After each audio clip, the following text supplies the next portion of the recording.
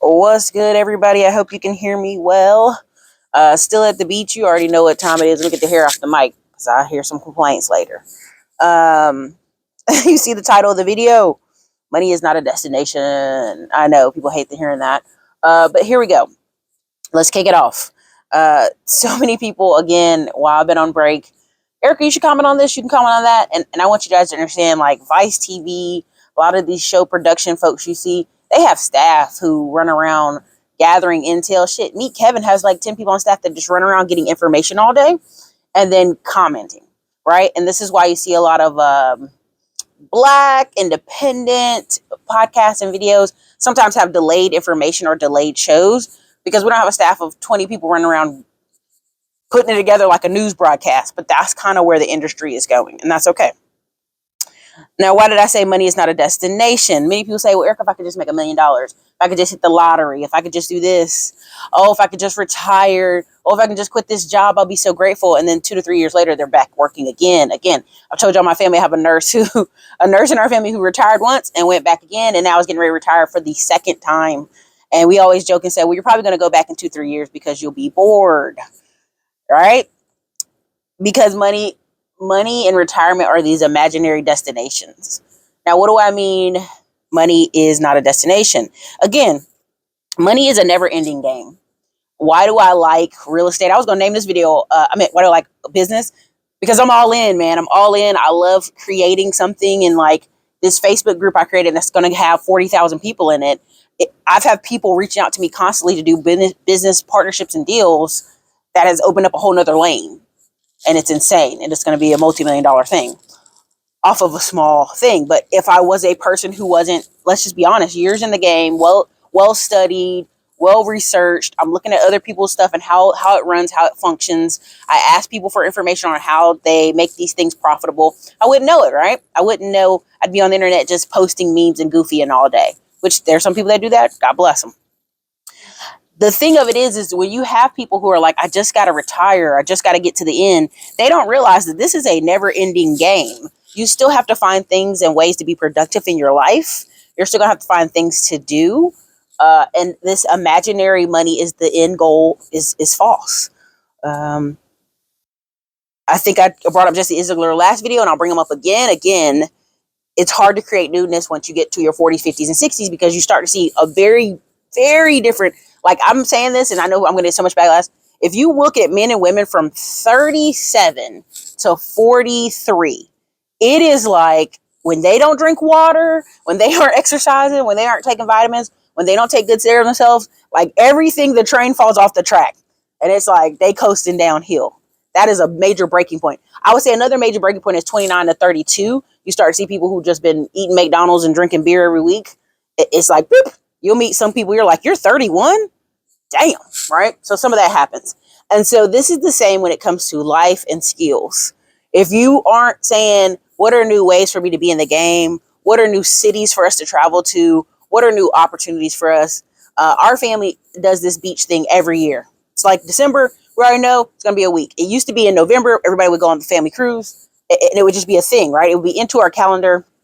And we would talk to other families. They'd be like, how do y'all have so many family members able to go at one time? And I'm like, we just structure and plan. And you realize most people are just kind of winging it their whole adult life. And they don't stop and think, I deserve better than this. I deserve some type of consistency. I deserve wealth. Again, as a man thinketh, so he is. There's a reason all these like these masterminds and these like breakthrough things happen is once people get a good career or good income. Now, what do I mean? I'm talking about good career, good income is $90,000 to $300,000. They're a dentist, they're a chiropractor, they're some type of consultant. There's something that's like, it's producing high income. They think they got it. A couple years in, they're like, what else, right? How do I retire from this? How do I move on from this? How do I take a break from this, right? You realize what happens is they're making this high income and they realize, well, dang, I don't want to do this forever. I don't want to chase this horse forever.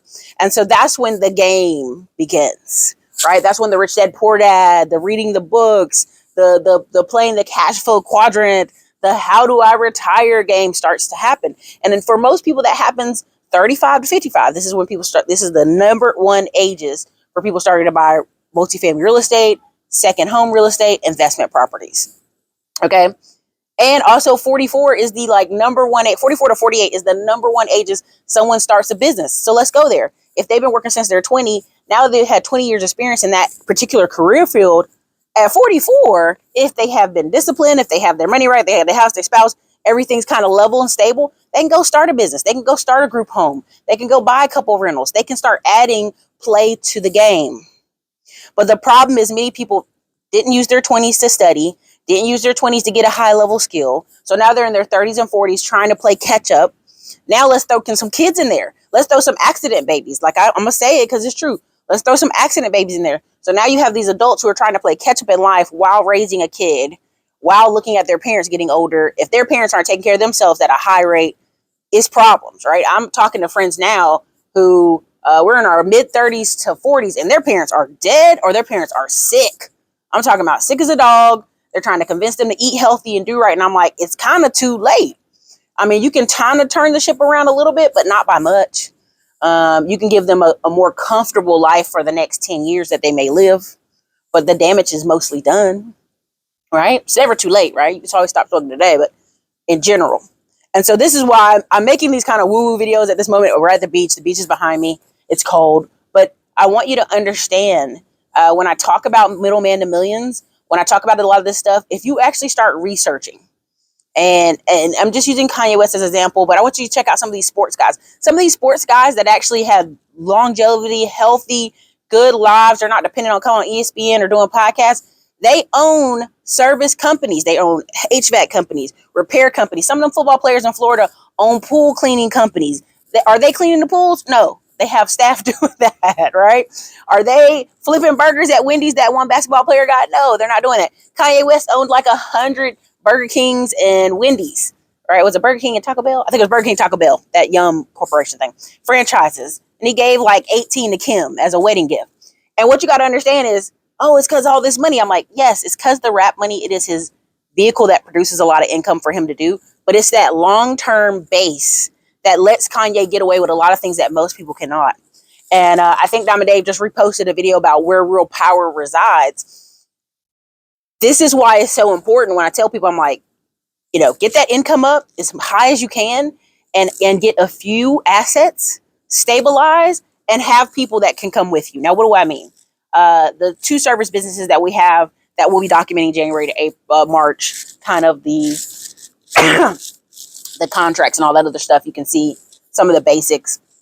We'll be documenting it. We have staff. It's going to be a manager. It's going to be a couple guys. It's trucks, it's service, it's equipment. All that stuff is running, right? It's not building this base alone. And that is where the real wealth for a lot of these bankers and real estate agents and even insurance guys come from. If I could tell you how many real estate agents I know that don't sweat any up or downs, they own a service business. They own a cleaning company. They own something roofing. They own something that's easy enough that they manage, but they have a manager managing it. Does that make sense? Because they love real estate. They love being a realtor in town. They love being Big John Realtor, but they have this thing that creates their base. And a lot of us are so busy trying to figure out how can you party the most, travel the most, goof off the most, and do bare minimum at your job that I keep telling y'all going to wake up and be 45 and really have to work now, right? You spent up all the credit cards, you did all the boating, you did all the fishing, you did all the getting drunk. And then you're really now, when your hormones are changing, some people are menopause, some people are not, you have all these things going on, you have to really work. Again, there's this guy always tells men, he's like, men, please do not make a decision at 35 that will affect your 50-year-old back. Because people always say, oh, I got next year, I got tomorrow, I got next 2 years away, I got more time. And I be wanting to tell y'all, like, don't do that to yourself, because you'll wake up and those 5 years will pass. I'm seeing a lot more videos on Instagram, which I love, of people who are like, I told my family I'm going to medical school at 43. And then they did. They became a doctor. They're 47. Now the rest of their next 30 years of life is them being a doctor, right? And what comes with that, and money that comes with that, and income that comes from that, right? So it's never too late to course correct, but understand money's not the destination. It is a game. So improving yourself, improving your life, improving your longevity, that's the game, right? Being able to have access to the best care, being able to have access to the private plights, private schools, right? I brought up in the community wall about private schools, and people are like, who would spend all this money to go in debt for their child to get a lottery ticket to the NFL? And I'm like, you do understand these schools, these private schools, they give scholarships absolutely free to the best football children, the best of the best that they can find, absolutely free. Parents paying free, but everybody else at that private school is paying a high dollar for their child to be there. I think I showed y'all where Dana Martino out of Dallas, she owns a research company, which I've already told y'all, stock research companies, what that means in wealthier society. You can go back and watch an old video for that. Her children in high school, they all go to a private school in Indiana. She's in Dallas, Texas, been there 20 plus years. Her children go to a private boarding school in Indiana. That is, a boarding school culture is still really big here in America. We're just shocked about it, right? When you talk about, oh, I want my kids in private school, I'm going to put them in private school, and people complain about private schools, people who children been at boarding schools for generations are like, okay, Ann, that's what you do with your money. That's, you create the best environment for your children, and really the best environment for your children is who they have to interact with on a daily, or who they will make connections with. This is why people go to Harvard, not for the, oh, I went to Harvard. This is why people go to Yale, not for the t-shirt. That's why they go to Wharton Business School, not for the t-shirt. It's the connections. That's who I want my kids to marry into one of those families, because they have a financial stable base, right? Because money is not just a destination, it's a game. All right. So I hope that makes sense. A lot of what I'm trying to break down for you guys today. But again, your 20s are for high level skills, not lounging around, not goofing off. Yeah, gap year is good here and there, but at the end of the day, by the time you're 30, and most of my friends who are engineers who are in their 30s, they're taking 6 months off for paid maternity leave. We had a male friend take 4 months off paid paternity leave. We have friends who's a doctor. He basically had a little, I'm not going to call it a half-life crisis or whatever, but he hired 2 more doctors at his practice, and he's been traveling for the past 6 months. This is what happens when you get the high income skills in the 20s, or you focus really hard to get the high income skills. Now your 30s and 40s look like what you want it to look like. Now, what is something you can do as you're watching this channel? And I'm not going to make this video too much longer. You're watching this channel. You say, Erica, I want to progress. I want to get the high level skills. I want to pivot my life. I want to change. And a lot of times, because we're getting older, people are like, I want to change right now, real quick. And I want you to be honest with yourself. Do you have an hour to 3 hours a day? I know that sounds like a lot for some people. An hour to, because you're commuting. Most of you are commuting. So let's just go there. Hour to 3 hours a day that you can break down into smaller increments to focus on one goal until you complete it. Can you do that in 30 days? Can you do that in 60 days, 9 days? I think you saw Super Sly on his video, one of his videos, say that he did the Google certificate, a whole IT certificate in 1 week.